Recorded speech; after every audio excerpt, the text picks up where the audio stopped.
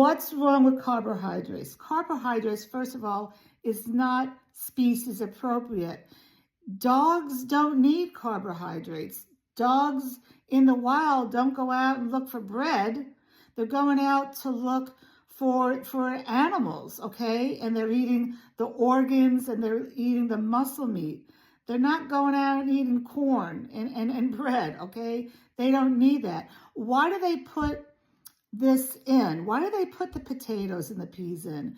Because one, it's a filler and it's cheap, okay? These companies are all about money, money, money, all right? They're loading it with carbohydrates and they need it for, it acts like a glue to make these little kibble things. And it's filler and it's just garbage, okay? Now, what's wrong with your dog eating this? Well, your dog's gonna get overweight, okay, by eating all these carbs that is not even species appropriate.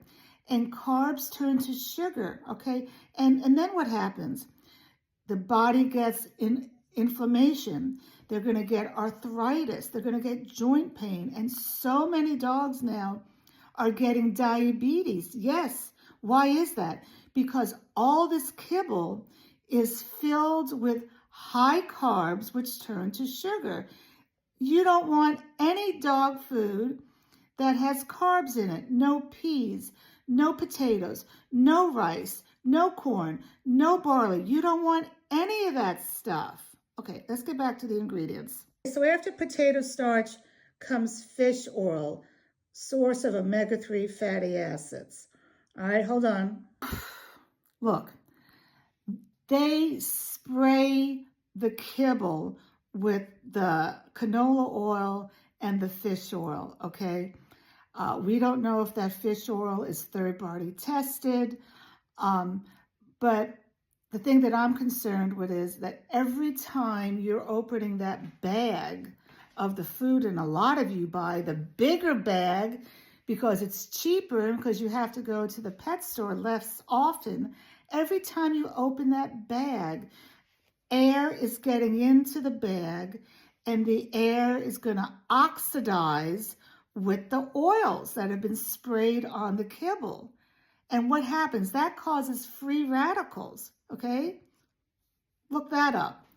But it also, every time you open and close the bag, air's getting in.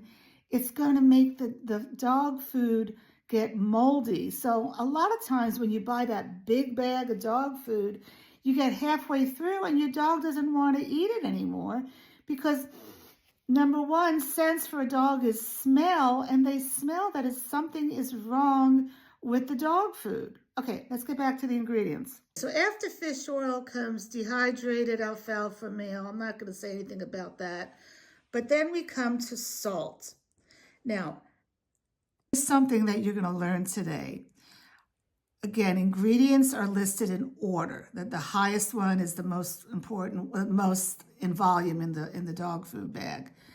Anything after salt is at 1% of the recipe. Okay, this is according to AAFCO. It's a kind of a regulation. It's a BS regulation, but they have rules for the dog food. So anything listed after salt only contains 1%. Let's get back to the ingredients. Okay, so then we have pumpkin. So it's only 1%. You think you're doing good. Dried chicory root, that can cause stomach problems. Flaxseed. And now look at all this stuff. I'm going to just go out because all this stuff, what is this? What is this? Vitamin B, vitamin D3. What is all this? Copper, B3. What is all this? People, that's synthetic vitamins. Okay, why do you think they need to put synthetic vitamins in the food? I mean, lamb is the first ingredient, right? Muscle meat, you get a lot of vitamins from the muscle meat. And by the way, there are no organs in this kibble. There should be heart, lamb heart, and lamb liver. They don't put any of that in there. But they have to put these vitamins in because kibble is highly, highly processed. And when it's processed, it sucks out all the nutrition, okay? So you think you're giving your dog lamb, but you're really not, because firstly, you're giving your dog all this pea ingredient splitting for the protein, and then everything is all sucked out, so they have to give vitamins. And these vitamins are synthetic vitamins, okay? A majority of them come from China. What's wrong with synthetic vitamins? They are not bioavailable for a dog, meaning a dog doesn't know what to do with the vitamins when they get in the system. Okay, so what do you need to look for when you buy a dog food? Well, the very first easy thing to look for, first of all, you turn the bag around and you want to see no vitamins, okay? Because if it's a real dog food with real whole ingredients, it doesn't need vitamins, okay? Another thing you want to look for is that the number ingredient is an animal protein. And it's best if it's grass-fed beef, you know, or if it's fish, it shouldn't be tilapia or catfish. It should be either a whitefish or a salmon. You should know the source where the animal protein is coming from. You want to see that there are no grains in the food. The number one grain you want to stay away from is corn, corn, corn. Purina puts a lot of corn in their food. Why? Because it's cheap. What's wrong with corn? Whew, I can do a whole video on that, but basically, corn has a lot of aflatoxins in it. It's a mold, okay? And because it's how it's stored in the silos, and the silos get some rain in it. You don't want corn in your food. You don't want rice. Dogs don't need rice. They don't need barley, okay? They definitely do not need peas. All right, so then the next ingredient after the animal protein should be an organ. There should be some liver and some beef heart in there. Or if it's lamb, lamb liver, lamb heart, okay? And after that, there should be some vegetables, preferably organic vegetables. Preferably not spinach, because if you're feeding your dog this dog food day in and day out, spinach is a high oxalate food and can cause bladder and kidney stones, all right? Okay, bottom line, kibble is bad. Kibble is bad. And why is it bad? We've talked about it. It's a highly, highly processed food. It's like you going and eat McDonald's day in and day out for the rest of your life, okay? Another reason that kibble is bad, it has no moisture in it. So many dogs get UTIs. Why is that? Because they're eating kibble, which is dry, and they're not drinking enough water. Your kidneys and your bladder needs water to flush out the toxins.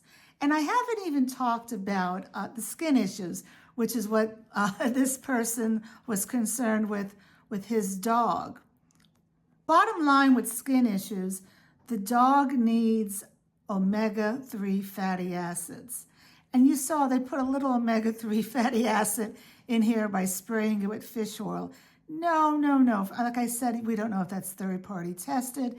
And I'm really not a big fan of fish oil because our waters are so dirty. But what you need to do is at the time of feeding, you need to add the oil into the food along with water. And I rotate between an algae oil, an MCT3 oil, an extra virgin olive oil, and a hemp seed oil. I rotate those in. So if you follow my other videos, you will know what I recommend to feed your dog. Presently, I am collaborating with Steve's Real Food. I'm going to put, I'll try to put, you can go into my Instagram in the link tree and click on that, and you can save 25% on Steve's Real Food. Click on it. You'll see what I give to my dog. My dog's been eating this since he was 5 months old. He's now almost 2 years old. I'm also going to be collaborating with Raw Dynamic. I do not have a discount code for them yet, but it's coming very soon. Both of these foods, there are no synthetic vitamins in it. There's muscle meat, there's organs, there's some vegetables, and it's all grass-fed, organic. And if your dog has skin issues, I would highly recommend the Raw Dynamic Rabbit. Why is that? Because rabbit is a novel protein, so a lot of dogs are not allergic to rabbit. These rabbits come from France, and you're getting the whole rabbit. You're getting the muscle meat, you're getting the kidneys, the whole entire rabbit. It's just excellent. Both Steve's and Raw Dynamics are excellent. And if you want any more help from me, just let me know.